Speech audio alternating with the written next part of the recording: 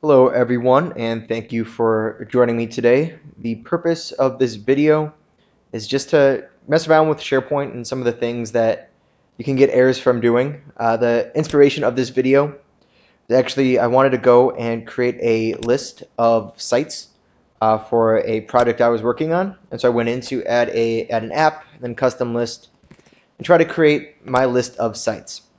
And I got this interesting error message that it says a site cannot be used as a site name. Site names cannot contain certain reserved words and cannot begin with an underscore. Makes sense. However, I was trying to make a list and not a site. So that got me thinking of some of the other managed paths that we have in Office 365, such as the Teams managed path, and see if that would get the same issue. And it does, as expected. But then also, OneDrive uses the personal managed path. So I thought I'd see if these types of things do cause issues, and in fact, it actually does. What's even more interesting, though, is if I go into the modern UI, I am actually able to go and create a new list called sites. So I'll go and create my list, let's call it sites, and go and click create. And it makes sense that I'd be able to actually create a list called sites, since this is not a site or anything along those lines. But let's see now with a document library. If I want to make a document library called Teams, let's see what happens here. Interesting. So I've created the document library called Teams, and in doing so, I get a something went wrong, file not found error. Makes sense. Again, as a document library doesn't have lists in the URL, it looks like it's in the lists managed paths. So this is looking for Teams, Forms, and then the All Items page. So it does look like it was created successfully, and it is showing up in the left side on the URL. However, we are actually just not able to access that list. So let's go into site contents again and see that it has been in fact created. So let's go and try something here. And let's actually go and try to open up this list inside of Explorer view. So let me go to another document library, and then I can actually traverse up through the site using the document library. So bear with me while we open up Internet Explorer. Let's switch over back to the classic view as soon as that prompts me to. And then from there, we'll be able to go and open this inside of Explorer.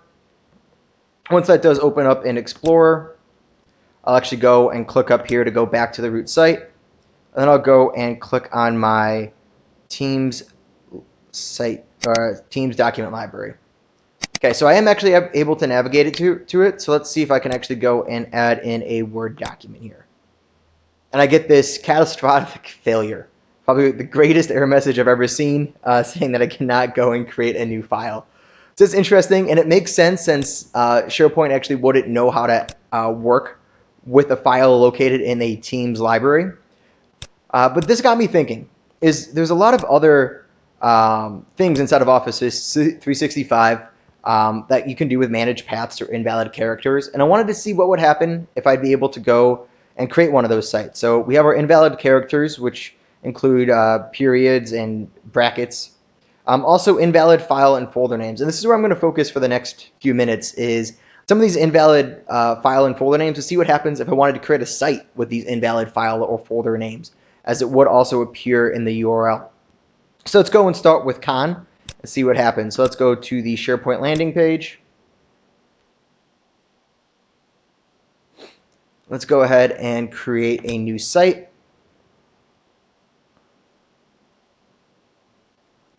Just do a communication site for now, since I don't need the group on the back end, and let's call this con. And that's interesting, is when creating a list site called con, it actually just adds effectively gibberish at the end of the site. So that's interesting there. Com was also an interesting one. So you actually are able to create a site for com. However, you are not able to create a site for com 0 through com 9. So if I was to do the same thing for com 0, it does look like it's trying to let me go and create it. So let me click finish. And let's see if that site is actually created. Awesome. So that site does actually work. Let's see if all the document libraries and everything also work with that. Let's see if we can go and create a new file.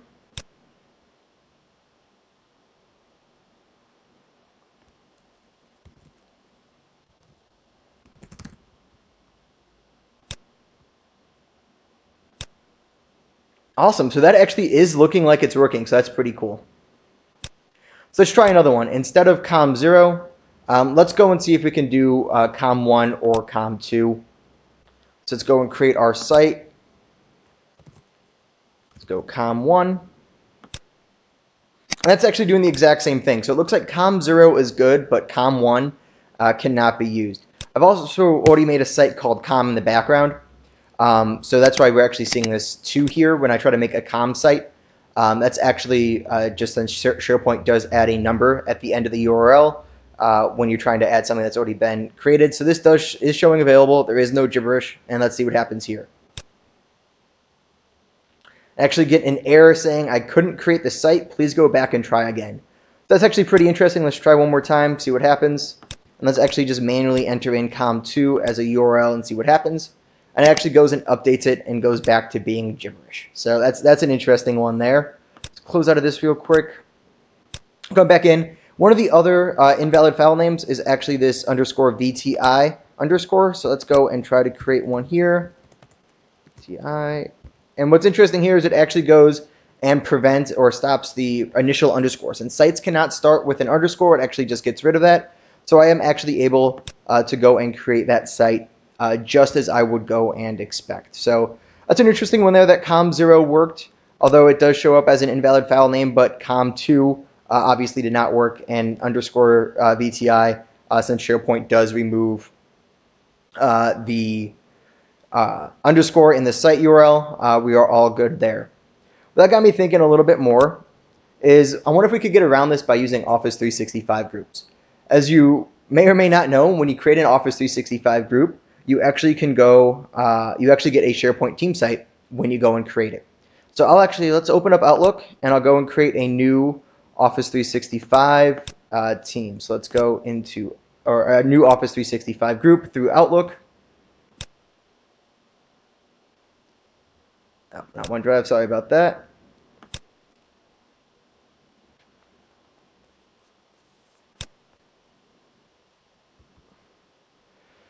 And so in Outlook, you can actually go into the People tab here. And then I'll go and create a new group.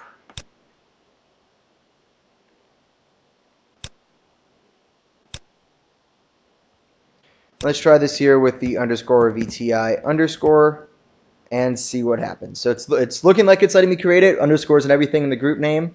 So let's go ahead and click create.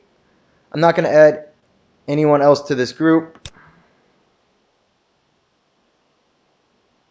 And there we go. And then let's go and navigate to the SharePoint site here. Just give this a second while it sets up, and let's see what happens. Interesting. So I get a 404 not found error. So that's actually pretty cool. The site looks like it is created properly. I've obviously created another few VTI sites just in testing, but we're actually adding an A as a prefix to the site name. So I guess that's how groups are taking care of that. And then obviously I've created a few, so we have this 9 at the end. But let's see if this site actually exists, and I can actually navigate around it. So let's see. Let's go to take the end of that URL to go to the site contents and see if that resolves. Interesting. So site contents does work. Let's see if I can go into site pages. Let's see if I navigate to the home page through site pages, if that works.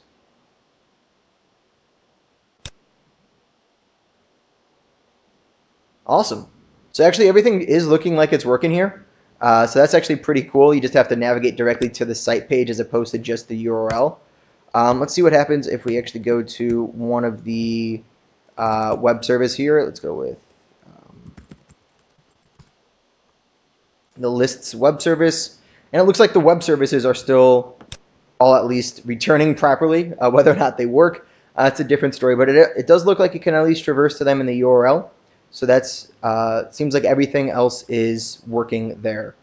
So that's just been a few fun things that we can or cannot do inside of Office 365. So I hope you've enjoyed the short little video on just having some fun inside of Office 365 and seeing what you can and cannot do with file names.